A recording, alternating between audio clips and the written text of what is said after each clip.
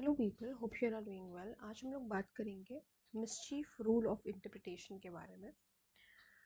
देखो, ये बहुत ही इम्पॉर्टेंट रूल है इंटरप्रिटेशन का। ठीक है, बहुत ही इंपॉर्टेंट रूल है और आपके एग्ज़ाम में हमेशा पूछा जाता है। अगर आपका सब्जेक्ट इंटरप्रिटेशन ऑफ स्टैट्यूट है, चाहे आप किसी गवर्नमेंट एग्जाम की प्रिपरेशन कर रहे हो, जैसे जेएलओ में पूछा जाता है और जुडिशरी में आरजीएस वगैरह में जो है आता है, तो अगर आप उसकी प्रिपरेशन कर रहे हैं तो ये वाला रूल तो आपको ज़रूर पढ़ के जाना है। इसका मेन एम क्या है? It is to determine the mischief and defect. Mischief का मतलब क्या होता है? मिसचीफ का मतलब है कि अगर कोई गलती है, कोई त्रुटि है, जैसे हम हिंदी में कहते हैं, वो पता लगानी है। कोई डिफेक्ट है क्या, जो है अल्टीमेटली डिफेक्ट रह गया किसी भी स्टैट्यूट में।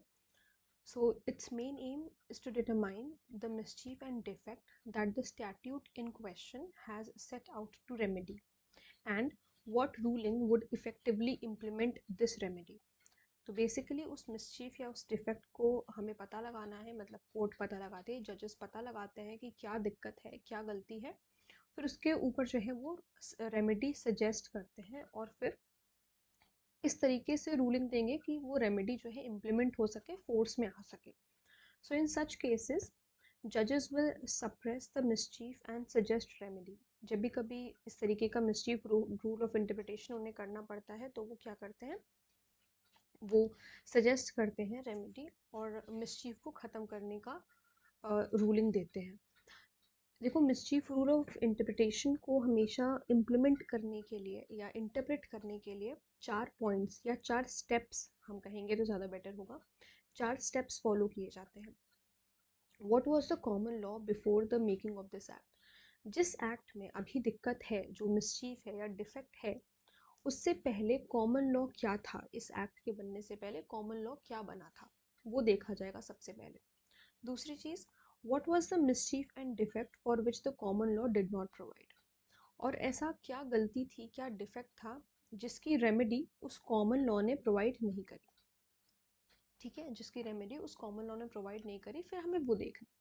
पहले क्या देखना है कि जो ये एक्ट बना है, इससे पहले कौन सा क्या कॉमन लॉ था। दूसरी चीज़, हमें उसमें मिसचीफ या डिफेक्ट देखनी है, गलती देखनी है कि उस कॉमन लॉ में ऐसी क्या गलती थी जो उसने जो है प्रोवाइड नहीं करी गई है, उसकी रेमेडी प्रोवाइड नहीं करी गई है। What remedy the parliament has resolve and appointed to cure the disease.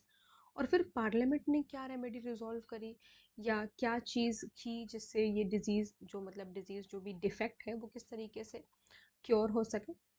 And then fourth step will be what is the true reason of the remedy.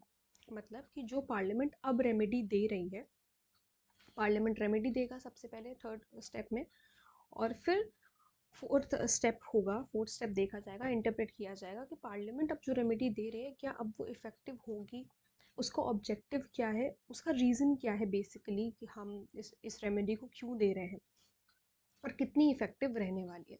जैसे अभी एग्जांपल में आप ले सकते हैं, समझ सकते हैं कि अभी जो हमारा आईपीसी है वो रिप्लेस कर दिया, मतलब अभी बिल जो इंट्रोड्यूस किया गया अभी इफ़ेक्ट में नहीं आया, बट अगर वो कभी इफ़ेक्ट में आएगा तो जो हमारी आईपीसी है वो रिप्लेस हो जाएगी भारतीय दंड संहिता से।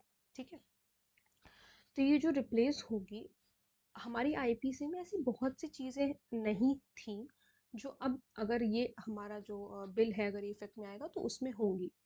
तो जैसे कि उसमें मॉब लिंचिंग का नहीं था, स्नैचिंग एक ऑफेंस नहीं था। ठीक है, तो ये सारी चीज़ों को भी ऑफेंस बनाया हुआ है। सेक्शन 69, अगर आप भारतीय दंड संहिता का देखेंगे, अगर आप लोगों ने पीडीएफ डाउनलोड करी है बिल्स की, तो आप उसमें देखेंगे कि जो सेक्सुअल इंटरकोर्स है उसको भी विदाउट, मतलब with the false promise of marriage, उसे भी रेप का वो दिया गया है, जिसमें 10 साल की सज़ा हो सकती है मेल को। तो ये सारी चीज़ें दी गई हैं। अ, इसे एक आप एग्जाम्पल की तरह समझ सकते हैं कि क्या चीज़ हमारी पहले आईपीसी में नहीं थी जो अब हमारी भारतीय दंड संहिता में ऐड करी गई है। ठीक है, तो ये इस तरीके से है। फिर से एक बार हम रिवाइज कर लेते हैं, 4 पॉइंट्स क्या हैं हमारे पास, 4 स्टेप्स क्या हैं कि जब भी मिसचीफ रूल ऑफ इंटरप्रिटेशन जजेस यूज़ करेंगे तो उसमें वो क्या देखेंगे। सबसे पहले तो वो देखेंगे कि इस एक्ट से पहले कौन सा कॉमन लॉ था।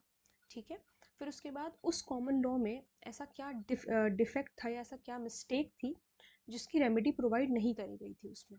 ठीक है, और फिर उसके बाद पार्लियामेंट ने क्या लॉ बनाया है उसके ऊपर, पार्लियामेंट ने क्या रेमेडी प्रोवाइड किया, किस तरीके से उसे रिजॉल्व किया है, ये देखा जाएगा। और फिर उसके बाद हमें ट्रू रीज़न देखना है रेमेडी का। तो मतलब पार्लियामेंट अब जो रेमेडी दे रही है वो कितनी इफ़ेक्टिव है, उसका ऑब्जेक्टिव क्या है, क्या रीज़न है उस रेमेडी को देने का, और वो कितनी इफ़ेक्टिव आगे चल के रहेगी, ये सारी चीज़ें देखी जाएंगी। तो ये चीज़ आई होप समझ में आई होगी। अब ये इस मिसचीफ रूल ऑफ इंटरप्रिटेशन के 3 अलग अलग नाम हैं, जिसे हम हेडन्स रूल भी कहते हैं।